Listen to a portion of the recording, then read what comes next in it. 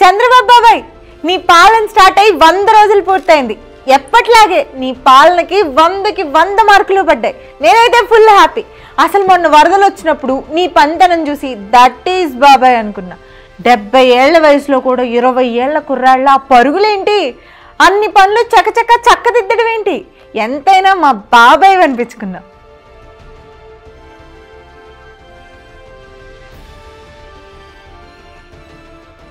నీ ఇన్స్పిరేషన్తోనే నేను కూడా ఊరెళ్ళినప్పుడు నాకు తోచిన సాయం ఏదో చేశా. అందరూ బాబాయ్కి తగ్గ కూతురంటూ ఎంత మెచ్చుకున్నారో. అప్పుడు ఎంత సంతోషం వేసిందో తెలుసా. అంత బాగానే ఉంది, కానీ మన కార్యకర్తలు అంతగా బాగాలేదు బాబాయ్. కొందరైతే కన్నీళ్ళు పెట్టుకున్నారు. అన్నట్టు వాళ్ళ కన్నీటికి కారణం వరదలు కాదు, నీ అతి మంచితనమే. మేమేం పాపం చేసామని మన కార్యకర్తలు బాధపడుతున్నారు బాబాయ్. కూరలో కరివేపాకు నేరి పారేసినట్టు అధికారంలోకి రాగానే మా కార్యకర్తల్ని మర్చిపోతారా అని అడుగుతుంటే ఏం చెప్పాలో తెలియక మౌనంగా ఉండిపోయాను బాబాయ్. రెడ్ బుక్ అన్నారు, ఈసారి కథ వేరే ఉంటుంది అన్నారు. మరి ఇప్పుడు ఆ రెడ్ బుక్ ఏంటి మూలన పడేశారు ఎందుకు అని అడుగుతున్నారు బాబాయ్.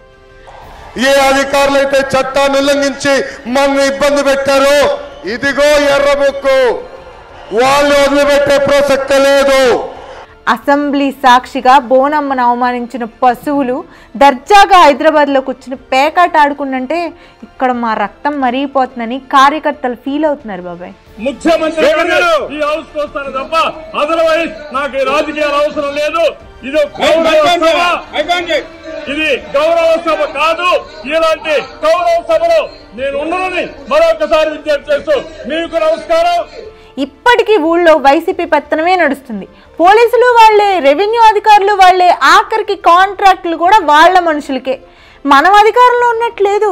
రెండోసారి కూడా వైసీపీనే అధికారంలోకి వచ్చినట్టుంది. ఊళ్ళో తలెత్తుకుని తిరగలేకపోతున్నామని కార్యకర్తలు బాధపడుతున్నారు బాబాయ్.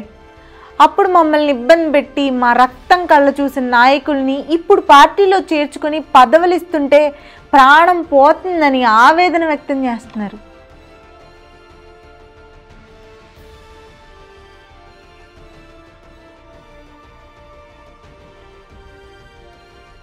అప్పుడు సోషల్ మీడియాలో కేవలం ప్రభుత్వ విధానాలు ప్రశ్నిస్తేనే మన కార్యకర్తలను అక్రమంగా అరెస్ట్ చేశారు. మరి ఇప్పుడు ఆ పార్టీ పేటీఎం బ్యాచ్ అమ్మ అక్క అంటూ నోటికొచ్చిన మాటలన్నంటే చర్యలేవని అడుగుతున్నారు బాబాయ్. ఇదిగో బాబాయ్, నీకు రాష్ట్ర అభివృద్ధి, రాష్ట్ర ప్రజల బాగోగులు తప్ప వేరే ఆలోచన ఉండదని మాకు తెలుసు. కానీ నీకు రాష్ట్రానికి సేవ చేసే అవకాశం కల్పించడం కోసం ప్రాణాలు పణంగా పెట్టి పోరాడిన కార్యకర్తల గురించి కాస్త ఆలోచించాలి కదా. రాష్ట్రం కోసం రోజుకు 18 గంటలు కష్టపడుతున్నావు, మరి కార్యకర్తల కోసం రోజుకు 18 నిమిషాలు కష్టపడలేవా? పాపం అప్పుడు నీ కోసం మాటలు పడ్డారు, అవమానాలు ఎదుర్కొన్నారు, గాయపడ్డారు, జైలుకి వెళ్ళారు. ఎన్ని కష్టాలు ఎదుర్కొని కూడా నిలబడి పసుపు జెండా ఎగిరేలా చేశారు. అంత చేసిన వారికి ఎంతో కొంత తిరిగిచ్చేయాలి బాబాయ్, లేకపోతే లావ్ అయిపోతావు. బాబాయ్, నువ్వేం చేస్తావో నాకు తెలీదు. 200 రోజులు పూర్తయ్యాక నేను మళ్ళీ ఊరెళ్ళి రిపోర్ట్ కార్డు తీసుకొస్తా.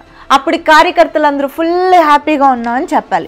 కాదు కూడదు అన్నావు అనుకో, నీకు నెక్స్ట్ బర్త్డేకి నేను విష్ చేయను.